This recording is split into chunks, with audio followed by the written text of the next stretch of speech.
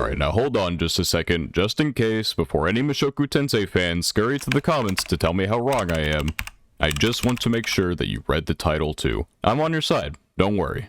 Now with that over, Mushoku Tensei is an anime that has garnered controversy pretty much since it started airing. This isn't particularly surprising given that literally anything seems capable of causing some random issue these days, but Mushoku has been more of an outspoken case. Despite being one of the most highly touted anime of 2021, it was noticeably absent from the Anime of the Year category in the Crunchyroll Anime Awards, which, don't get me wrong, some good anime came out that year, but are we gonna pretend like Sunny Boy got that last slot legit without appearing in literally any other category? That bit aside, the year is 2023 and Mushoku Tensei is back once again, not only with season 2, but with a new bundle of controversy. Honestly, I'd say it's impressive, but I think everyone was probably expecting at least something to pop up again regarding the series, though maybe not to this extent. Mushoku Tensei is problematic, and that's okay. Why? Well, let's talk about it.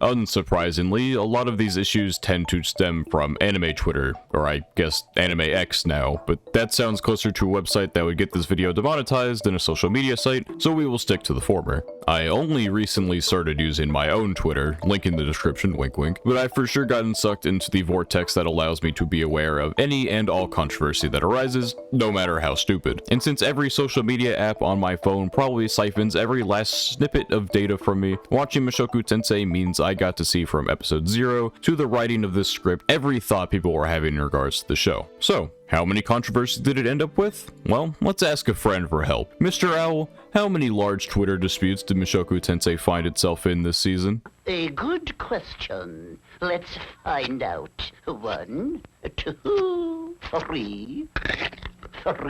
Yeah, that's right. Not 1, not 2, but 3 separate times there has been large-scale arguing over just this half of the season. One of those controversies was actually just in regard to the production quality of the Novel 7 content, but the other 2 spread far beyond just the Mushoku fandom's infighting. That's the context. Now, let's get to the heart of what's going on.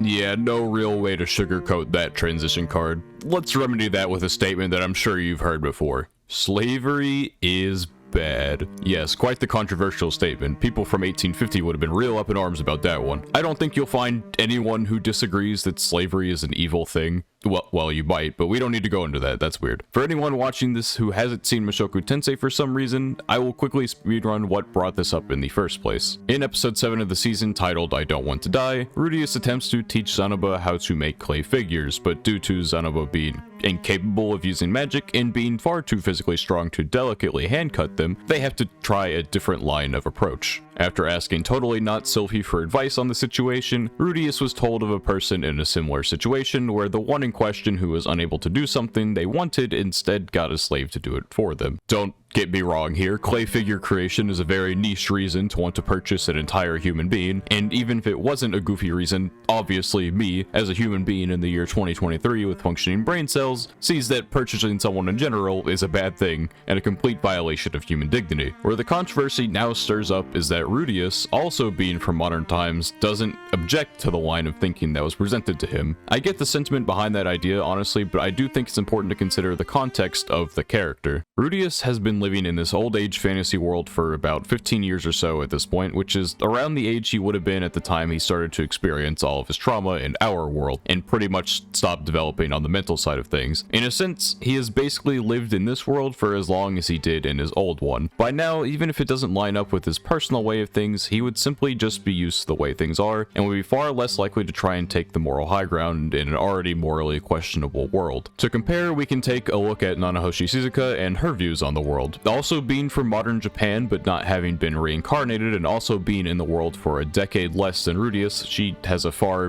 different view of things. In her list of reasons for wanting to go back home to Japan, she mentioned the world of Mushoku Tensei to be morally dubious, which is a more than fair assessment. There are a lot of pretty questionable people in the world. Even some of the people we follow and generally like, Paul for example, are pretty scummy and would be shamed in modern society. We can't hold the people of the world to our personal standards 100% though, because they haven't reached our standards. At the end of the day though, this is still about Rudius and his feelings on the matter. Controversy hit its second stride when Anime News Network dropped a headline that was pretty universally shit on, but it was in regards to a comment that the author made. Taking the comment from their article, series author Rifujin Namogonete commented on slavery in his series on Twitter Sunday. He wrote, about Rudius, he doesn't really have any feelings of hatred for slavery. He feels like it's not necessarily the case that all slaves are universally unhappier as slaves than they were before becoming slaves. So while kidnapping is evil, he can't say with certainty that slavery itself is evil and doesn't want to impose his own sense of justice upon a culture he is unfamiliar with. There were some accusations towards his translation being Google translated, which doesn't really seem to be the case in my personal opinion, but not important, as I don't think the translation regardless accurately describes what the intent of the tweet was. We did already talk about his unlikeliness to try and interfere with the culture of the world, but his personal feelings of no hatred might be better described as no aversion. It's a light difference, but it does make a change. It doesn't mean he's entirely on board with the idea, but he's not going to outright deny it depending on the given situation. Apparently there's evidence in the novel to suggest that he has feelings against the practice, but I don't own volume 8, so I can't confirm that specific point. What I can do though is simply use the anime itself to show that Rudius does actually have negative feelings in regards to slavery. Something in that tweet that is more than confirmable is that Rudius has a hate for kidnapping, and by extension, slavery through trafficking. We can go back to the second part of season 1 for this, as Rudius quite literally destroys an entire trafficking ring. Not a whole lot of debate for his feelings there. Now, what about general slavery? It's not quite as simple to grasp, but we don't actually need any novel text to save his character here, because the anime does more than a good enough job at showing this off. You just need to read between the lines a bit. Whenever Rudius, Zanaba, and Totally Not Sylphie head down to the market, the first room they enter is pretty well kept, and the slaves who are on display in the room are more in line with the warrior type, where they are very muscular and seem to be treated with a bit more care. In this room, there isn't much of a change in Rudius's demeanor. This is likely where the lack of aversion comes into play. He doesn't see anything in the room that would immediately stand out to him as bad. He keeps this up until the group is taken to the back room where they would eventually meet Julie. The conditions are very noticeably worse for everyone in the room, with pretty much everyone locked in cages, the surroundings are beaten up, the malnourishment is a common factor, and what does Rudius think? What does he say?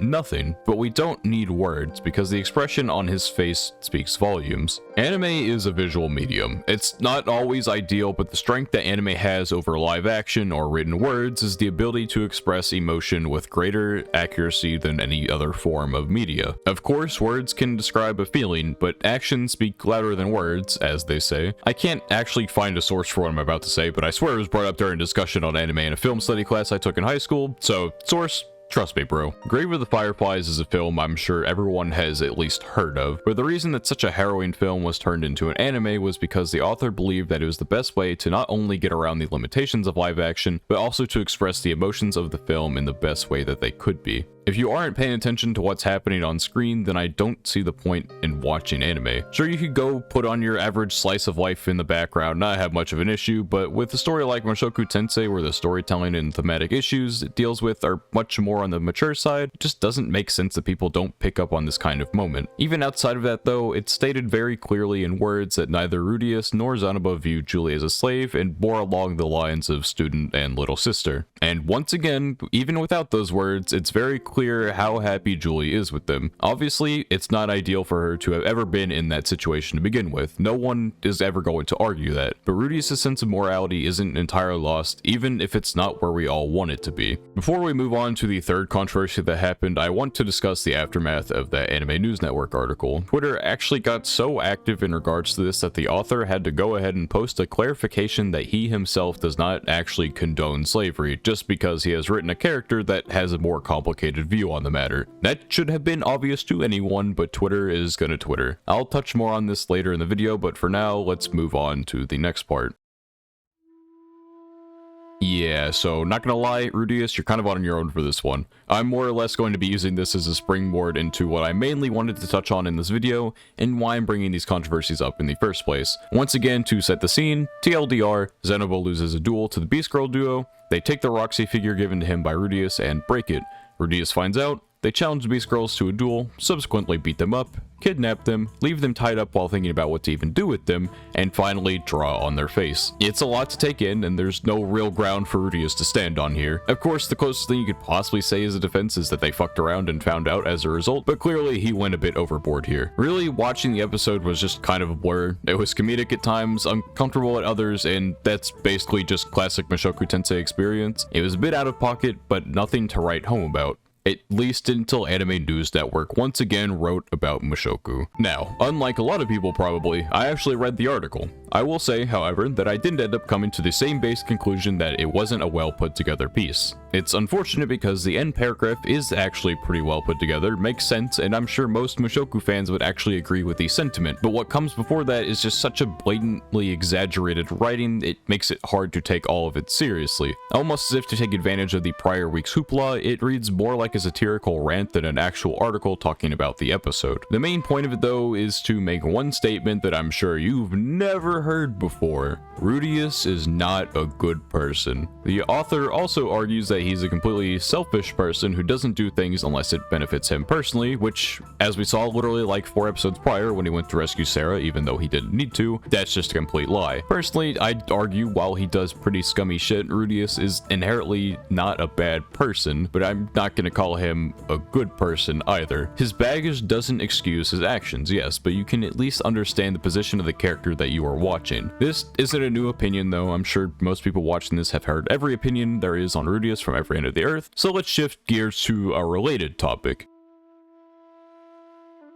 Touchy subjects have been a part of media for as long as media has existed. I'm sure in the Stone Age there is some dude unga drawings of him killing his enemies on a cave wall at home in order to tell a story. It's nothing new, but in the past couple of decades the discussion around it has come more to the forefront. I'm sure you've heard the term glorification before. It simply means that a subject is represented as something that is admirable, especially things that are generally unjustifiable by nature. Throughout the 2000s and the 2010s, the news especially has had it out for video games in this regard, claiming that violent video games have turned children violent. Of course, this has never been proven and is pretty much just a complete falsehood. Sure, there are people who have probably gotten angry from video games and done terrible things, but that's such a small percentage of the, amount of people that play video games, which is quite a lot. The same goes for movies and TV as well. Personally, I think the whole glorification term is completely overused. You'll see a lot of people use it as a blanket term for any violence in media equals violence being shown to be a good thing. I'm sure people called out the first season of Vinland Saga as a glorification of violence, despite it being anything but that, the opposite even. Killing generally has been something that most people tend to not really care for though in general media at this point regardless, so it doesn't really mean anything, but the topics that Mushoku tends to delve into are ones that have stirred up a fair amount of discussion. I will say this, Mushoku Tensei has made me uncomfortable plenty of times. Anime like Made in Abyss have made me uncomfortable. Regardless, I hold these two series to a higher standard of quality. They depict some pretty wild stuff, and that would make a lot of people drop the show or even just give it a low rating out of pure disgust, but I don't feel it like this because I feel as if these two and others as well will handle that sensitive material with care. Rudius rarely ever has a bad action go unpunished, and we know that he has been taking strides to be a better person. I don't like Rudius, at least not yet. He has a lot to work on, but I understand his flaws and where they come from, because I'm invested in what the story is trying to sell to me. I think it's important to put into perspective that Mushoku doesn't glorify the uncomfy things that it does. Redo of Healer is probably one of the more vile things I've ever had the displeasure of watching, honestly. It's the actual glorification of one of the worst acts a person can perform, and it doesn't use it for any sort of character thing, and while it uses it for the story, it's just completely unnuanced and disgusting to its core. That being said, I think it should still be allowed to exist. I also don't think it represents the actual views of the person who wrote it. It's fiction and should be therefore separated from reality. Regardless, I don't like it,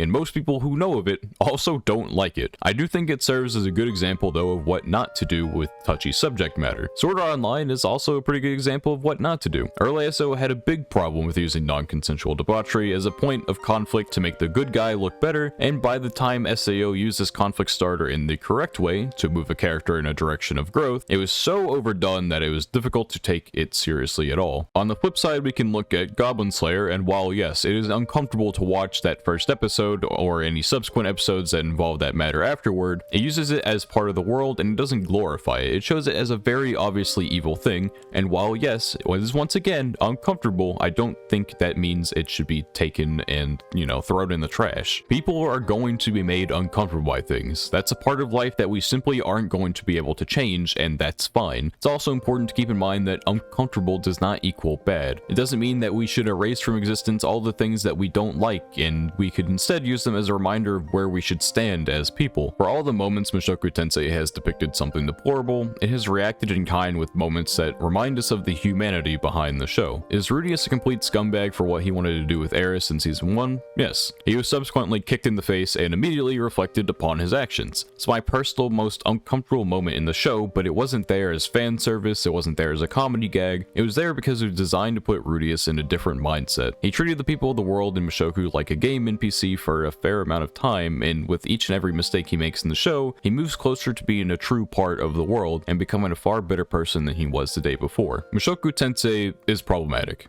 and that's okay, because it's going to grow to the point that it won't be.